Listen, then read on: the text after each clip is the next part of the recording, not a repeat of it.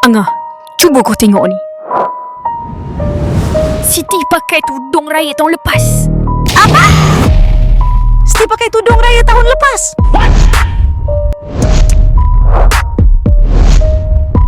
Takkan dia tak beli tudung raya tahun ni?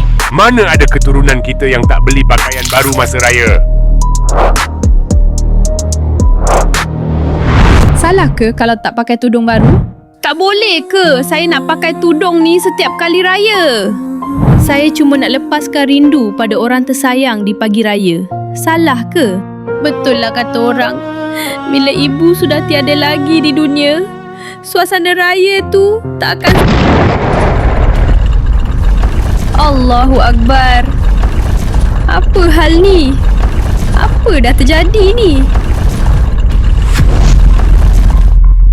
Aku kat mana ni? Kenapa muka kita sama? Kamu ni mesti Siti tahun 2026 kan? Tudung yang kamu pakai tu dah bawa kamu ke sini. Tapi sepatutnya kamu kembali ke masa lepas untuk berjumpa dengan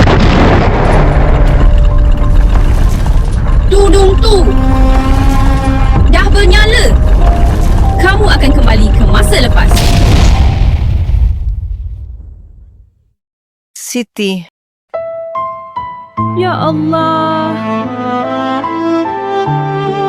Mak, Siti sedih. Ramai yang kecam Siti sebab pakai tudung peninggalan mak ni setiap kali raya. Raya ni bukan pasal tudung baru. Raya ni sepatutnya diraikan dengan mengeratkan silaturahim dan bersyukur seadanya. Selamat Hari Raya, Mak.